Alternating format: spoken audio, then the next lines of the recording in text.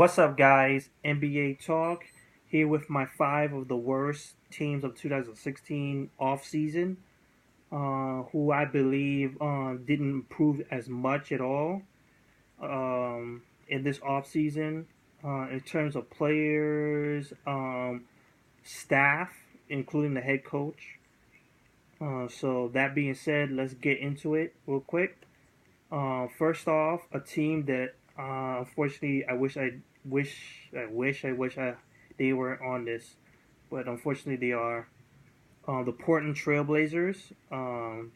They didn't get really much anybody. They just busy re-signing a couple of the guys. Allen Crabbe coming off the bench with his scoring. Marquise Harkless with his defense, especially shown in the playoffs. They got this boy Myers Leonard, who was missed throughout the entire last season. 7 foot, shoot the ball good, very decent, very missed. The only real acquirings were Festus Ezeli from the Golden State Warriors, a good big man coming off the bench, and then you have Evan Turner from the Boston Celtics, a guy who is all around, you could say, versatile. He can score, he can rebound the ball, he can pass the ball, plays defense. He pretty much does all the little bits, but he doesn't do it in a big way. And he was overpaid, in my opinion, with 70 mil. And you also including Allen Crabbe with his 70 mil, I believe. So they spent a whole bunch of money for little talent, or at least a little talent shown from last season. So they pretty much don't seem to go anywhere at all. But they will be definitely a top tier team, seeing how all the former, like at least most of the former top tier Western Conference players who often go into the playoffs, they're dropping. The Houston Rockets, the Mavericks, just a couple of them. So they will improve definitely, regardless. But they just still had a bad off season. Next, the Denver Nuggets. Jamal Murray is pretty much the only real thing going on with them. A good pairing with Emmanuel Mudiay. He was the 7th overall pick. They also got a couple other draft picks, but other than that, nothing else. They re-signed Darrell Arthur and Mike Miller. They still have really the same team they've been having for the past couple of seasons. No improvement whatsoever. Their top players always getting injured all the time. Gallinari and Wilson Chandler. They're still in a still. They're not going anywhere. They're just going to end up being a top 10, top 12 team. I think they're going to get even worse, being how much a lot of these guys, the Timberwolves, the Sacramento Kings, have improved greatly, and it will possibly pass them for sure. So Denver Nuggets, they're non-existent right now. Not talked about, not exciting. No one wants to go to them. It's just a bunch of role players with them. Next up is the Houston Rockets. They improved definitely good on offense. Ryan Anderson from New Orleans and Eric Gordon from New Orleans. Good shooters, good scorers. They got Nene from Washington Wizards, so they got some boost down low in the front court because Capella needs it. And they got this guy, Pablo Prigioni, who is a good defensive guard with his old age, coming from the Clippers. Unfortunately, they are moving away, the Houston Rockets, away from their big problem, and that is defense. Last year showed they dropped bad on defense. The a previous season before, they're one of the top defensive teams. You had James Harden actually trying on defense, and he improved very, very well on defense. But a couple of games in, they fired Kevin McHale, and then it really, really showed. It really showed how much. Oh, it's just that their defense sucked. James Harden stopped trying on defense, and he's getting the reputation that he got. And plus, it gets worse with Mike D'Antoni being the head coach, and we all know, he does not really focus at all on defense, strictly offense. James Harden is going to score at least 30 points for sure, I believe, this coming off season. But when it comes to defense, everybody's ankles are going to get broken. Patrick Beverly, he's too injured. He just can't do it anymore.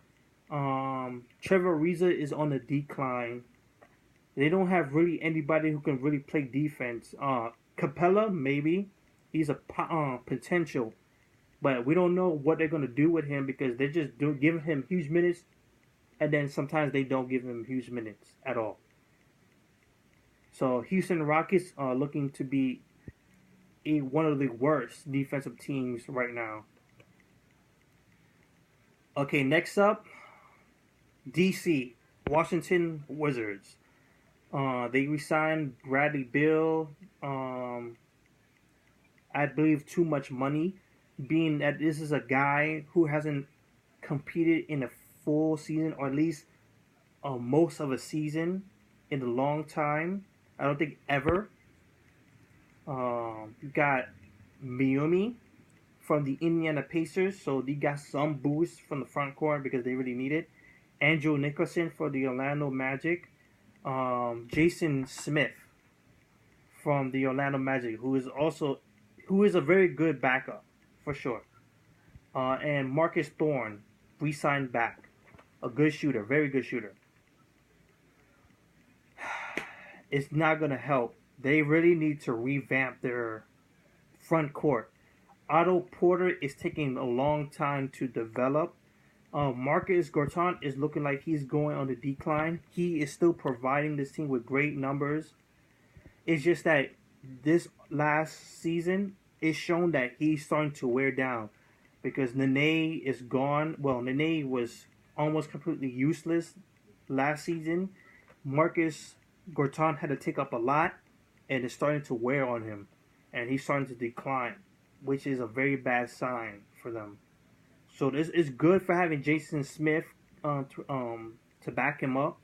Also Miumi to back him up. But there's no clear sign of what they're going to do because John Wall, he's in a standstill trying to do his best to keep this team alive, but nothing's going on with them. It's just that this team used to be a playoff team. Now, I don't know if they're not. I don't think they're going to even make it this year too. Regardless. So that's it for them. And now, the final one. And I think a lot of you guys will probably predict this already. The Los Angeles Lakers. Yep. I'm saying it. Outside of Brandon Ingram, who's probably might most likely be the new Kevin Durant in the future. For the LA Lakers especially, so he's probably going to be their top scorer in the future. Number 2 overall. They re-signed back Terrell Black. They re-signed Jordan Clarkson, who improved very well. They got Luol Deng from the Miami Heat.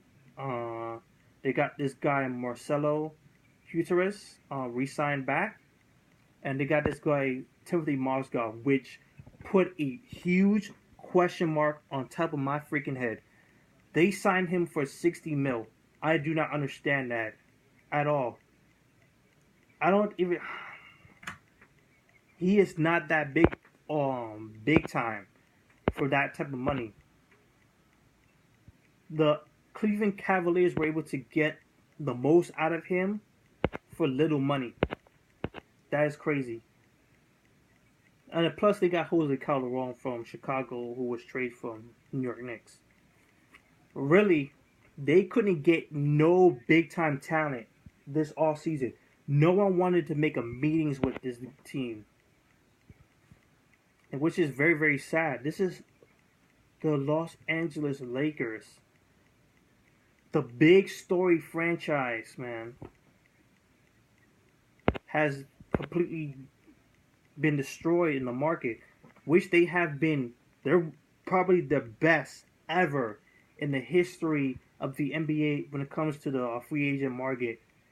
Just getting everyone. Kareem Abdul-Jabbar.